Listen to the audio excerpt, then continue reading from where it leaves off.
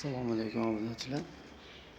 Inshaalloh ishimizdan tugatganlik. Shohid bola chiroyli qilib tozalab qo'yibdi. Shogirdlariga ham rahmat.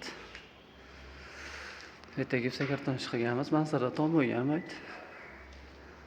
Chiroyli qilib gipsakartonlarni qilib berdik. Zinadan chiqarishda ikkita xona qilib berganmiz. Qolgani shu splashnoy katta joy bo'lib qo'ygan. Mana zinadan chiqarish.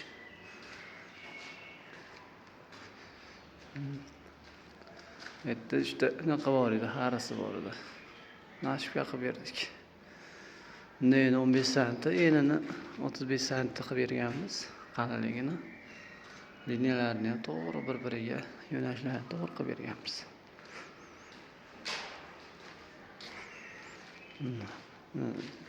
Naqada zinadan chiqarishdi. Liniyasi to'g'ri.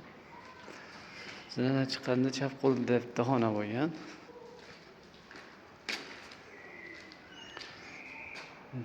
Xonasi bor. Amal chiqqanda bitta sanuzel qilib berganmiz. To'pli pola endi steshkasini tushadi. Ikkinchi xonamiz o'ng qo'ldagi mana. Bu yerda bunaqa qilganmiz bu yerga. Liniyamiz romga to'g'ri kelib qolgani uchun borib turib aytan qayirganmiz. Romni mishet bermasin deb romni oldida 35 senti joy qo'ygan. Shuni hisobiga qayirganmiz. Keyin gipsakartonimiz kelganda avaytini ham splashni yoqib tekis qilib berganmiz. Uchoqlarni idealni qilib kelaylab, faklarda cho'tkilar yopishtirganmiz. Inshaalloh yollamaydi cho'ka.